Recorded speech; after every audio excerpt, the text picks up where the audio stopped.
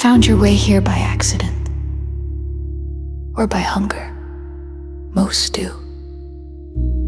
So come a little closer, and let me tell you another tale pulled straight from the deepest corners of my mind and the darkest edges of this world. These aren't stories meant to scare you awake, they're meant to sit beside you in the dark. What you're about to hear comes from places the world pretends don't exist, forgotten rooms, abandoned thoughts, and things that learn to live where no one looks. Not everything you're about to hear is fiction. Some of it comes from real moments, real places, and things that were never meant to be remembered. I truly hope you enjoy listening to it as much as I enjoyed bringing it to life, and if you do enjoy it, please remember to leave a like and consider subscribing. Your support means more to me than words could ever say. So without any further ado, let's slip into today's story. 5, 4, 3, 2, 1. Are you ready?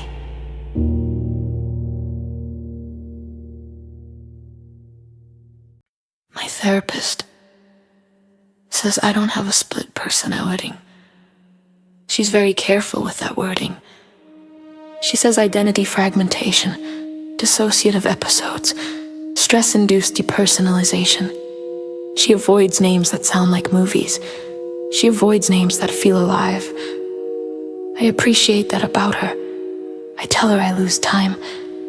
Not hours, minutes, sometimes seconds, just enough to feel like I'm constant or arriving somewhere late. Even when I haven't moved, I tell her I find bruises I don't remember earning, scratches on my arms in places I can't reach comfortably. She asks if I've ever hurt anyone. I say no. That is true. I wouldn't. The mirror started it.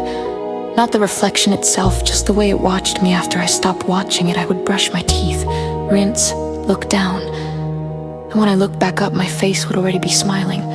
Not wide, not wrong, just knowing. I started covering mirrors at night. I left my bathroom uncovered because I didn't want to feel afraid of myself. Fear feeds things, I've read that somewhere. That's when the writing appeared. Fog on the glass after a shower. 3 words pressed from the inside of the mirror outward like breath from someone trapped behind it.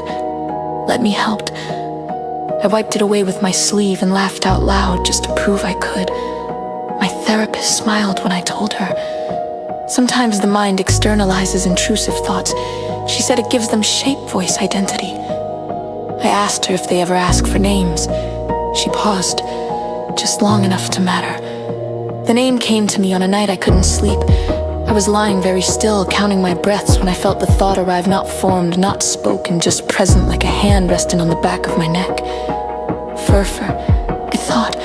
The name felt old, heavy, like something that had been waiting patiently for me to notice it. I Googled it the next morning. That was a mistake. Furfur, a demon associated with lies, storms, manipulation, and false love, a whisperer, a persuader, one who doesn't force, only convinces. I laughed again nervously this time. I don't believe in demons, but I started hearing him. Not voices. That's important. Voices come from outside. This came from between my thoughts, like a suggestion that arrived already agreed with. You're tired, you deserve rest. Let me carry it for a while. The first time I lost time completely, I was in the kitchen. I remember setting the knife down. I remember thinking about how easily things break when pressure is applied in the right place. Then I was in the bathroom, hands shaking, copper on my tongue, my reflection smiling so wide it hurt my face. My phone buzzed on the counter. Cognitive compliance, 98%. Switch stability improving. I don't remember installing the app. The news said the victim didn't suffer. That detail mattered to me more than it should have.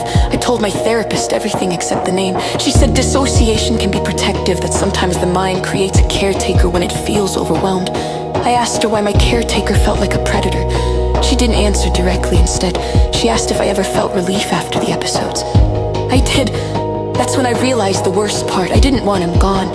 Furfur doesn't scream, he doesn't threaten, he doesn't need permission, he just waits for the moment I'm tired enough to agree. You're too gentle for this world, he thinks for me. Let me sharpen it. When he takes over, my body feels lighter, straighter, purposeful, like a tool being held correctly for the first time. I watch from somewhere behind my eyes as he hunts people who hurt others, people who lie easily, people whose smiles linger too long. He's very selective, very kind. The therapist told me last session that my progress was remarkable. She said my resistance phase was nearly complete. I asked her how she knew. She touched her pen to the paper and said, "You've stopped calling it a problem."